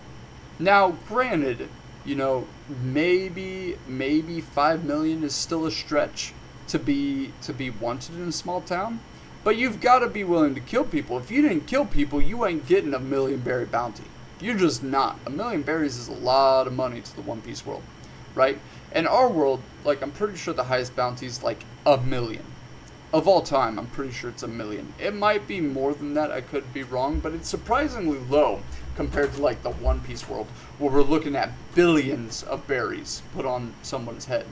So it's really interesting. I'm going to make a bounty video, either talking about bounties and how the system works, or, you know, assigning you guys bounties, because I think that'd be cool. You get your own bounty. You get to see what you'd be wanted for in the One Piece world. And it would be in a D&D setting, so I'd be like, okay, are you willing to commit this atrocity? This situation comes up. Are you willing to do this? If the answer is honestly no, then you are left with nothing and you avoid the situation. If the answer is yes, how do you get through that situation? A, B, C, or D. Okay, here's your bounty and each of those outcomes, right? So, because like what you have to do in order to get your bounty to increase is increase your notoriety against the world government, okay? So for example, it's probably not stated anywhere, but I imagine Bellamy probably targeted Navy HQ bases under the guise of being a solo pirate, even though he was under Doflamingo's wing. And being under Doflamingo's wing, he was able to have intel about these bases that most individuals couldn't have, and was able to sneak into them and maybe take out some of the weaker bases. You know? Because, like, throughout the East Blue, not every Navy base in the East-West or in the East-West, South, or North Blue, not each Navy base is going to have a Navy HQ Vice Admiral. It's not how it works. In fact, Navy HQ admirals in general, or personnel, Navy HQ personnel, excuse me, they tend to chill out on the Grand Line. That's why they're Navy HQ, is because they're near HQ, which is on the Grand Line, because that's where the greatest threats are. So if the Navy has to dispatch a bunch of Marines to deal with a threat like they did with Whitebeard and Marineford, they've got to be able to do that in an instant right there on the Grand Line. So that's where, like, that's where you have weaker G bases. G's being like the acronyms for these bases or whatever, like G5, G6, G8. G8's my favorite, but like there's a few different bases. Like, what if Bellamy took out the ones that didn't have a Vice Admiral commanding it and just had like a Lieutenant Commander, which Lieutenant Fullbody is now a Lieutenant Commander. So imagine Lieutenant Commander Fullbody fucking running one of those bases and running into Bellamy. Lieutenant Fullbody is a very capable fighter against fodder individuals. He's not going to be a capable fighter against a Devil Fruit user like Bellamy. Bellamy's going to wipe the floor with Lieutenant Commander fucking Fullbody running that base, right? But he still took out a Navy base. So the public isn't necessarily going to be like, oh, it was Lieutenant Fullbody. No, the public's going to be like, oh my god, Fullbody got taken out by Bellamy? What do? We're terrified, right? So Doflamingo could be like, no, don't go to that base. That's where T-Bone's stationed. You don't want to go there. You'll get your ass wrecked. Go to this one, right? Or maybe it's Doflamingo's men. You know, whatever. They're letting Bellamy's crew know where to attack, so that's how Bellamy was able to skyrocket within the ranks, solidifying his relationship with Doflamingo. That's a crazy theory right there that I just thought of on the fly, but there's tons of them, man. Like, with the way bounties work and the way One Piece characters gain notoriety, you've got to do some shenanigans against the world government they just don't like. But there was one line that no individual until Luffy was willing to cross, and that was harming a Celestial Dragon.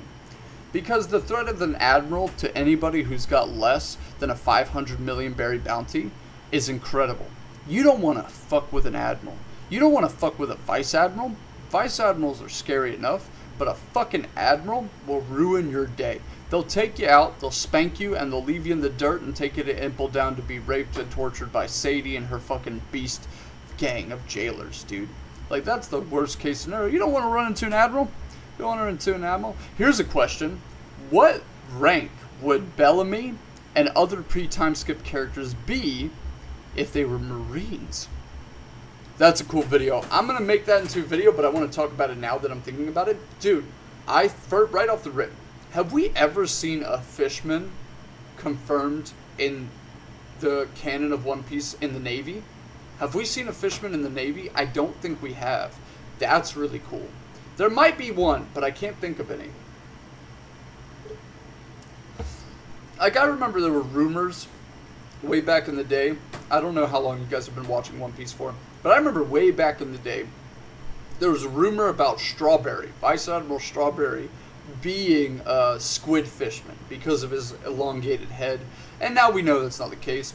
His head keeps growing from stress or whatever, and it's really funny. Or every time he laughs, his head grows, something like that. So we know that he's not a fishman, but we've never seen a fishman in the canon of One Piece, which is absolutely crazy. I mean, a fishman in the Navy. You guys know what I mean. We've never seen a fishman in the Navy in the canon of One Piece. Which is absolutely wild. You would have thought there would be one. So that alone makes me think Arlong would probably be a captain. I think all of the 4 East Blue members would be captains or higher. Because, like, here's the thing. There's multiple things that go into being a Navy ranked official.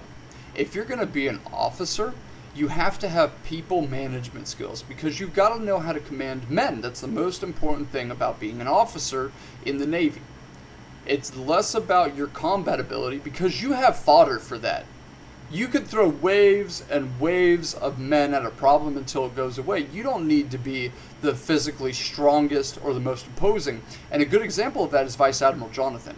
Vice Admiral Jonathan is strong in his own right and can handle threats one-on-one, but he also is extremely adept at utilizing his men to solve a complex issue like Luffy, right? And at multiple occasions, if they didn't self-sabotage, Jonathan's plans would have worked against Luffy. So there's a lot that goes into being a Navy officer in the One Piece world than just having haki, just being strong, right? And with Arlong, Arlong would be the opposite of that. So I don't think Arlong would be a vice admiral or a rear admiral, but I do see him being a captain. He's imposing enough, he's able to organize his men as a captain himself. You know, he's very imposing. So I do think he'd be a captain. I can't see him as a rear admiral, but this is where the difference between Arlong and Don Krieg to me are extremely clear. I do believe that Don Krieg would be a rear admiral. I do think Don Krieg would be a rear admiral within the One Piece story, because you teach Don Krieg a little bit of haki, cool, whatever. You give him an entire pirate armada that he already had when he was a pirate. You give him that in the Navy. Now he's got infinite resources. He could do a lot of damage, and he could be extremely adept at naval warfare. And he would rise up the ranks way faster than Arlong would, who displays no Navy experience whatsoever. The only thing Arlong does is sink ships in the East Blue. But like, again, it's not about your individual combat strength as much as it's about managing men to be more valuable to yourself, if that makes sense. So I do think those two individuals would be the higher ranking of these individuals. I could see Kuro at the time he was placed being an intelligence officer and being in CP9 as an intern, same as Nero, and he would learn the Rokushiki techniques. I don't want to sit here and think that he would have been like lower than that. Like, I don't want to sit here and be like, oh my god, Kuro would only be able to get to CP3. No. Or CP6, or like one of the fodder units. I don't want to think that. I want to think Kuro has enough base skill to put him on par with Nero. And so I would think that he'd be able to get into fucking the CP9 really, really well. I think he'd be able to adapt to that extremely well. But if he didn't go to CP9, I think he'd be a lieutenant commander. I don't think he'd be able to rise the ranks and become captain. I do think he'd be the same rank as Full Body and Helmeppo, though, for sure. For sure. But, you know, I could be wrong. He could be captain in a very specific scenario. But Kuro is not good about managing his men. He rules out of fear and out of his own confidence. He's a great tactician, but he's not great at relationships with his men. Look at how he treated Django. Look at how he treated the Black Cat Pirates. By the way, Butchie and Siam were incredible fighters. Look at the damage they did to Zoro. Not only that, coupled with Django's hypnotism, they became extremely strong, and Django was the acting captain of the Black Cat Pirates. They were still active. So, you know, they did well on their own. They were just afraid of Kuro because of how terrifying Kuro was. So Kuro's individualism and his lack of communication skills with his men would hold him back in the Navy and make him just basically a lieutenant commander. I don't think he'd be much higher than that. Am I missing anybody? I'm missing Buggy. Buggy, dude, would be a vice admiral. He would be a vice admiral pre-time skip because of his charisma, his ability to lead, and his luck factor. He would be the highest ranking in the individuals in the original East Blue Saga.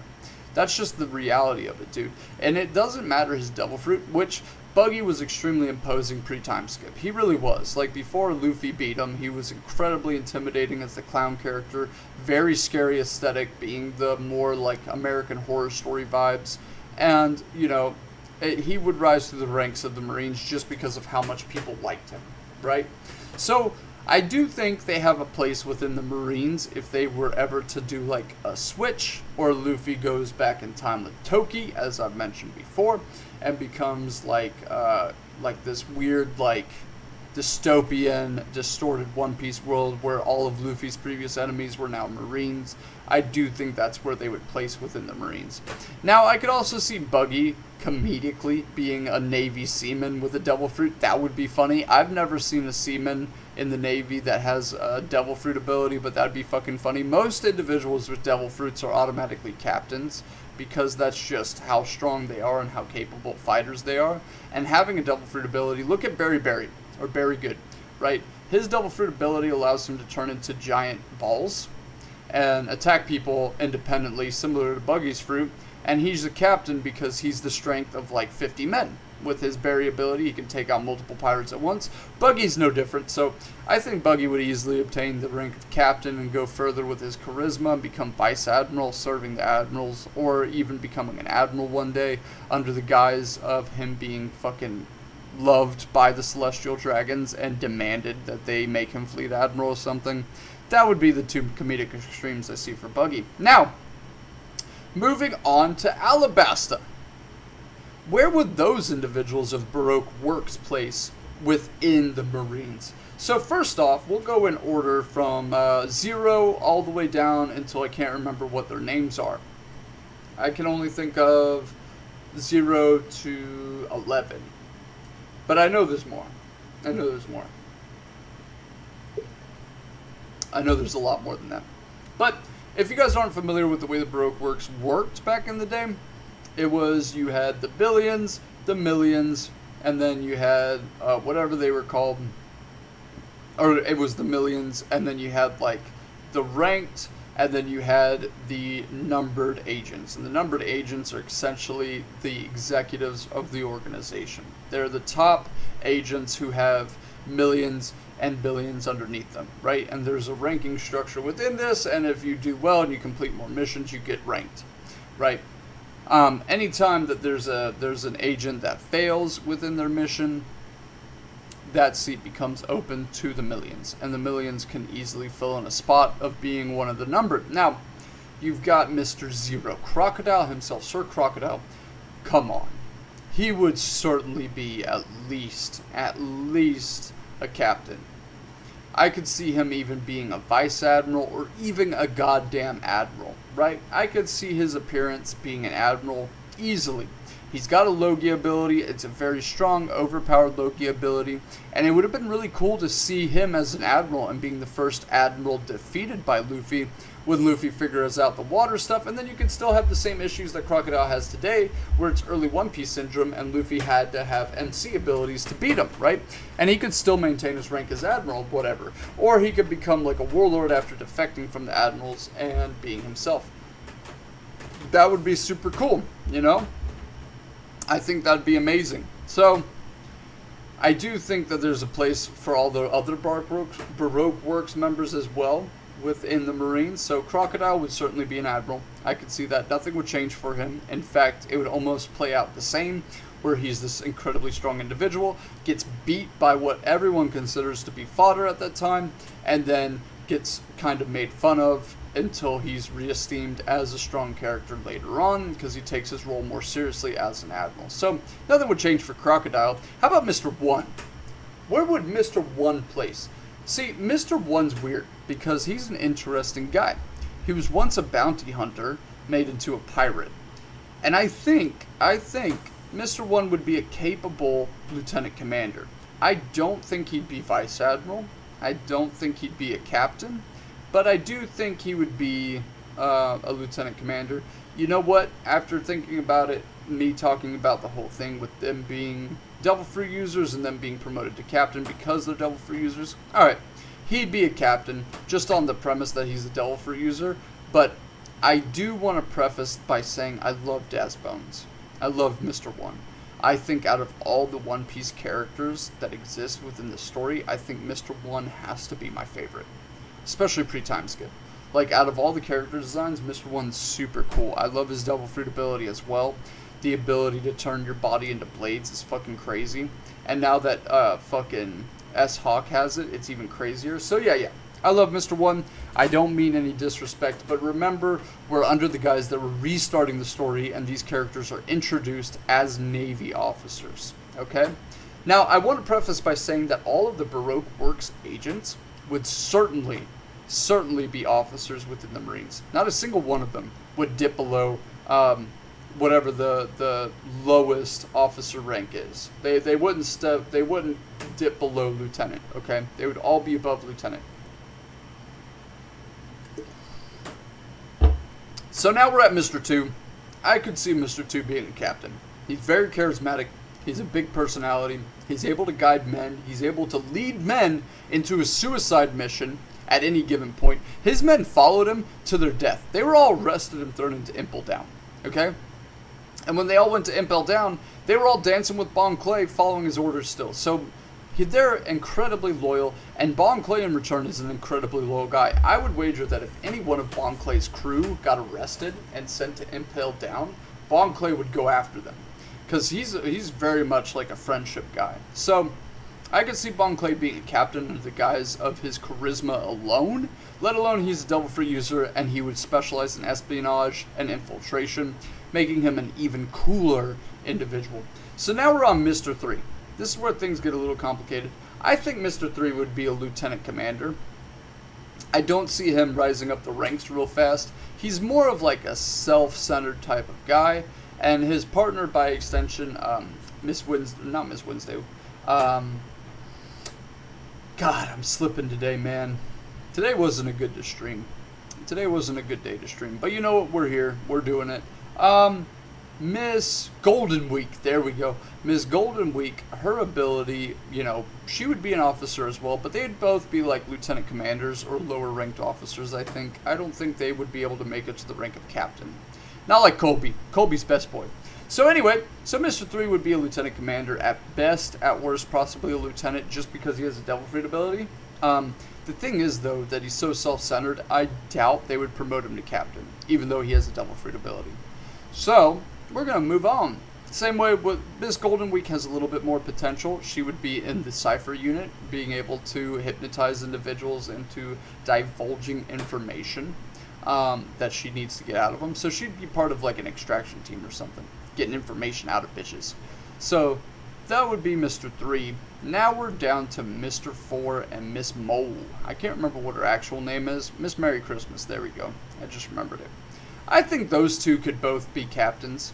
I actually see Miss Christmas being a captain, and then I see her lieutenant commander being Mr. 4, because Mr. 4 is very powerful by himself, but he's not really a talkative guy. Actually, I see him being even lower ranked than that. I see him being kind of less than an officer the more I think about it. I'd like to see him as like a master sergeant. Somebody who's on the front lines but isn't an officer. And then Miss Merry Christmas would be the lieutenant commander or the overseeing officer and captain of that squad. So that's where they would be. Mr. 5 and Miss Friday? Miss Valentine, that's her name. Those two are crazy. Let me just go on a side tangent about how crazy those two Devil Fruits abilities are. Dude, them as Devil Fruit users, they're complete fuck-ups. And I don't mean that to say, like, they misused their Devil Fruit, because they really didn't. They really didn't. They used them in cool, unique ways. Like, obviously, Mr. 5 throwing his boogers around and causing them to explode isn't anything cool or fascinating. But Miss Valentine using her weight to crush bitches, I mean, they weren't bad at using their Devil Fruits. They used them in really cool ways, but goddamn, they should have been way, way stronger than they were. Easily both of them captains to rear admirals. They're not lieutenant commanders. They both can operate men pretty easily. They both have really good capabilities within themselves. And as we saw in the Vivre cards for what their or the SBSs for what their occupations would be, Mr. 5 wanted to be a fireman and Miss Valentine wanted to be a baker, I believe. So they do want to help the community, so they would love to protect and serve, I think. And so for that reason, they would be pretty high-ranking Marines. They would each be captains to rear admirals, easily, because they've got crazy Devil Fruit abilities that if they just had a little bit more training, maybe Haki and Rokushiki involved with it, they'd be unstoppable individuals. So now we're moving on to the lesser-known individuals. We're looking at Mr. 6, Mr. 7, and their respective partners.